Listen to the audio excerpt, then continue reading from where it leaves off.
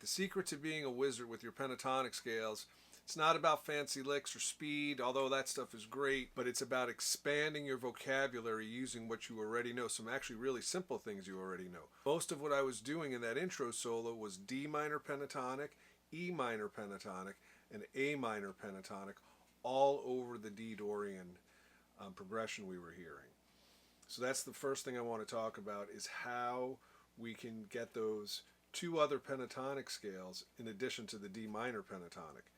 For those of you who know a little bit about theory, you can just simply think about the other two minor chords that are related to D Dorian, and D Dorian is the second mode of the C major scale. So those three minor chords related to C major are D minor, E minor, and A minor. So if you know the sequence of chords of the major scale, that's kind of an easy thing to remember.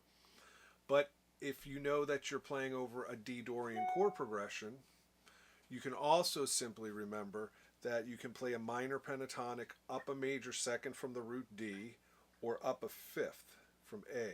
So right here and here, if I'm playing D, right, I think of a major second there and a fifth there, kind of like the second note of a power chord. Those are the two other roots of the pentatonic scale. So let's check out how those sound, one scale at a time. Of course, D minor pentatonic is going to sound great, but I'll quickly show you that as well. So D minor.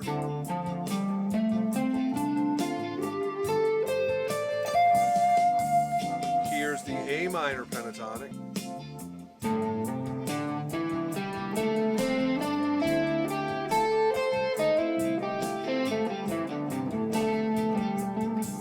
And here's E minor pentatonic.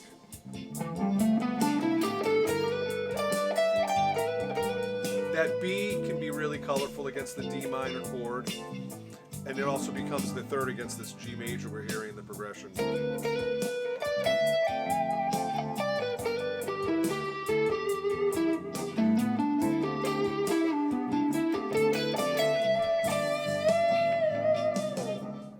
So as I play those three minor pentatonic scales just now, D, E, and A, you notice I really wasn't playing any licks. I was just kind of playing the scale up and down for the most part. But if you have some favorite licks, we could say, maybe something like,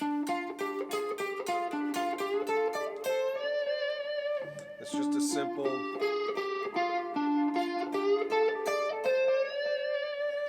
like D blues. I'm putting the flat 5 in there as well to kind of jazz it up even a little more. But I can play that in those two other places, in E minor and A minor. It will sound good, but of course different, since they're different notes. And you might not be used to hearing it, so it might sound a little funny, but generally it'll sound really cool. So here's the lick in D.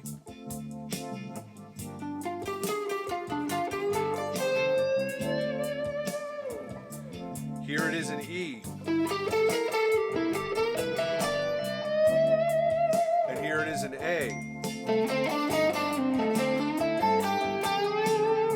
I definitely like it in A better, but E is a little more tense, but that's good. Tension and release is what we're after in a good solo.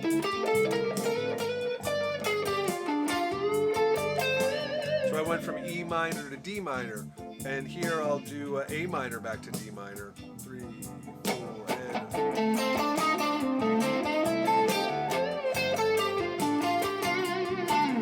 back to E.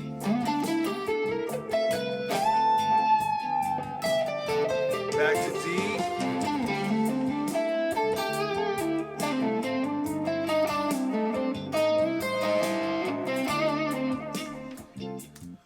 So you can clearly hear all those notes, all those positions sound really nice, really colorful in certain spots. Of course, the more comfortable you are with the 5 different positions of the pentatonic scale, which you can find all 3 keys in the description below in PDF form. If you know those different positions really well, you'll be able to move in and out of those 3 different scales a lot more easily, thus creating more phrasing choices. But the point is keeping it simple. Use what you already know. Like most guys are really comfortable with their root position pentatonic scale, so just stick with those. Get used to the colors that you're hearing against the D Dorian chord progression. So So please give this video a like and subscribe to the channel so you can stay updated on all my pentatonic trickery in upcoming videos. All right, thanks a lot.